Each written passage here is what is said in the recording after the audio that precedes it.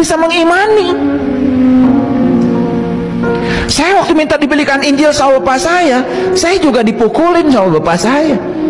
Ngapain kena kau minta Injil? Permintaan saya dianggap aneh, padahal bapak saya ngajarkan pada saya kitab yang wajib diimani ada 4. Quran saya punya, Injil pengen punya. Kenapa saya tidak boleh? Kan harus diimani. Apa yang salah dengan saya? Malah dipukulin. Ya udah, karena dipukulin ya saya ngumpulin duit beli sendiri. Diumpetin lagi. Karena nggak boleh kelihatan.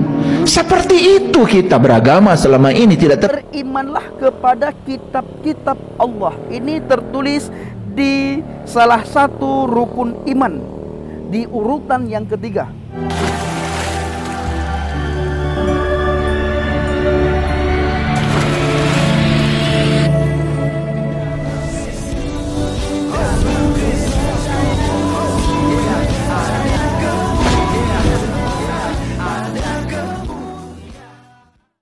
Salam teman-teman sekalian, berjumpa kembali dengan saya Arif Guler di channel TV Laskar Kristus ini. Teman-teman sekalian, pada video kali ini kita akan membahas mengenai orang-orang yang kemudian masuk ke agama Kristen, dan tadinya orang yang tidak berani bersaksi, sekarang mereka berani bersaksi. Dan semuanya itu teman-teman sekalian, karena dorongan daripada kuasa Roh Kudus, karena ini sudah akhir zaman, maka kita dituntut dan kita didorong oleh kekuatan supernatural supaya kita semakin giat untuk bersaksi dan memberitakan Injil.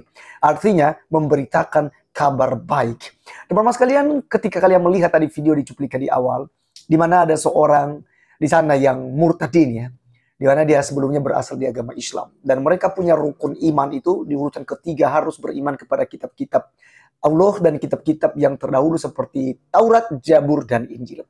Teman-teman juga tadi sudah dipaparkan bahwa mereka memang diajarkan dari kecil untuk beriman kepada Injil. Bukan hanya kepada Taurat saja, tapi juga kepada Injil. Ya. Namun, ketika mereka mau belajar tentang kitab Injil, itu mereka dimarahin. Seperti yang kita dengar tadi dari seorang murtadin, dia dipukulin sama bapaknya gitu ya. Karena mau membeli kitab Injil. Ya. Nah, kenapa ya sampai orang tuanya bisa marah? Tidak lain dan tidak bukan teman-teman sekalian, karena dalam perspektif orang tuanya pasti berkata, Injil yang sekarang sudah dipalsukan. Jadi tidak lain dan tidak bukan itu alasan mereka teman-teman sekalian. Jadi mereka berpikir bahwa Alkitab yang ada di dalamnya itu ada kitab Taurat, ada kitab Zabur, dan ada kitab Injil gitu ya. Itu mereka pikir bahwa semuanya udah palsu gitu loh. Injil itu udah dipalsukan oleh siapa? Oleh Rasul Paulus. Mereka hina-hina Paulus lah. Mereka jelekan Paulus lah. Rasul palsu lah. Ya, Paulus itu adalah penyesat dan macam-macam teman-teman sekalian. Padahal kalau teman-teman belajar tentang Injil yang sesungguhnya, yaitu mau berani membeli kitab Injil, belajar, dan Anda akan menemukan apa yang diajarkan oleh Rasul Paulus tidak lain dan tidak bukan, tidak meleset daripada yang diajarkan oleh murid-murid langsung daripada Tuhan Yesus Kristus. Pusat pemberitaan mereka, pusat kesaksian dan pengajaran mereka adalah tertuju kepada pribadi Tuhan Yesus Kristus yang adalah Mesias. Dia adalah Tuhan yang telah nuzul menjadi manusia, yang telah dinubuatkan berabad-abad lamanya. Maka di dalam Kejadian pasal 3 ayat 15 tentang keturunan perempuan, yaitu Hawa, itu salah satu nubuatan dengan datangnya anak manusia, yaitu Tuhan Yesus Kristus, yang akan meremukkan kepala iblis yang dalam rupa ular pada waktu itu ya. Jadi dikutuk, dia akan meremukkan kepalamu, tapi engkau juga akan meremukkan tumitnya, kata Tuhan kepada ular dan kepada manusia di taman Eden ya. Islam bilang Taman Firdaus. Kawan-kawan sekalian, itulah alasan mereka, karena mereka tidak paham tentang Injil yang sesungguhnya. Ya, mereka berpikir bahwa Injil itu adalah sebuah kitab yang gedebuk jatuh dari langit. Atau punya pemahaman lain, kitab Injil itu adalah kitab yang diajarkan oleh Nabi Isa, kata mereka. Padahal Isa dan Yesus jelas-jelas berbeda, tidak sama.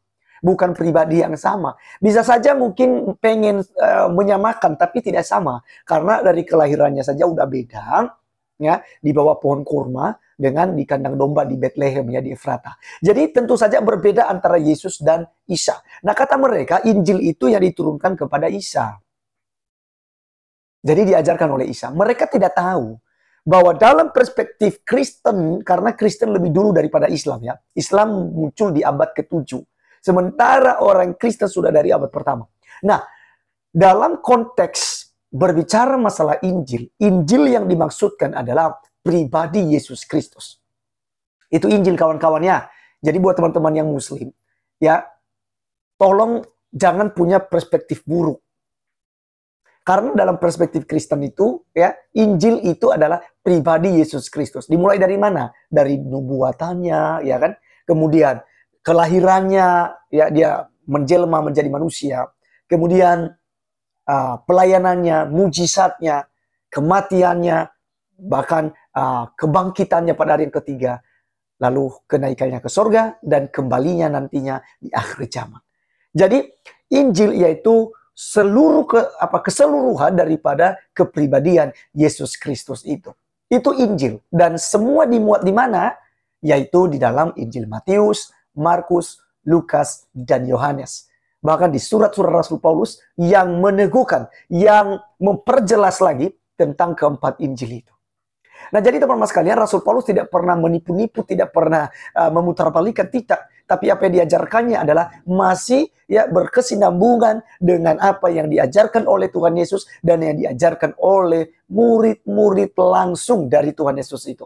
Nah, jadi supaya teman-teman semua paham bahwa Injil ya yang dimaksudkan oleh orang-orang Kristen berbeda dengan Injil yang dimaksudkan oleh saudara-saudari kita Muslim.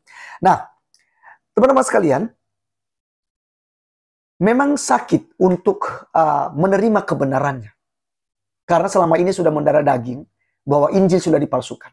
Nah, sekarang ketika orang Kristen bertanya, kalau memang sudah dipalsukan itu Injil, coba buktikan Injil aslinya. Jika umat Islam, ulama, atau siapapun lah dari Islam bisa membuktikan adanya Injil asli, maka saya hari ini juga, di saat Anda bisa menunjukkan kitab aslinya, Injil aslinya, hari itu juga saya akan masuk Islam. Saya akan tinggalkan kekristenan pokoknya lah. Ya. Kalau seandainya kamu bisa tunjukkan Injil asli.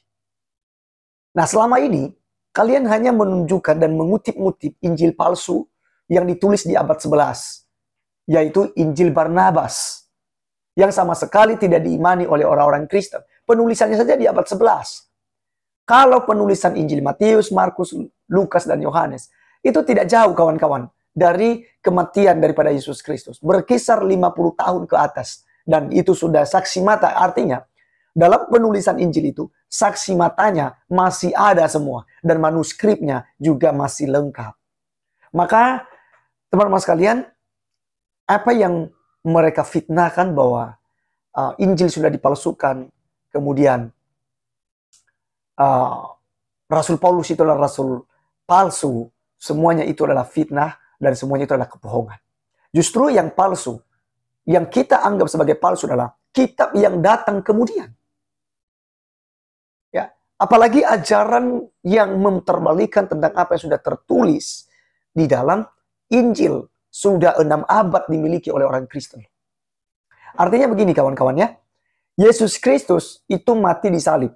Tapi dikatakan dalam ajaran kemudian yang di abad ke-7 berkata bahwa Yesus tidak mati di salib, tetapi diserupakan. Lalu orang Kristen bertanya, siapa yang diserupakan itu? Dari golongan mana? Dari daerah mana? Orang tuanya siapa? Masa tidak dibukakan oleh Tuhan? Nah, semua juga ambigu. Tidak ada yang bisa memberikan jawaban dari kalangan mereka.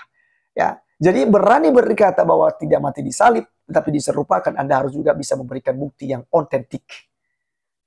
Kemudian mereka bilang bahwa Yesus bukan Tuhan.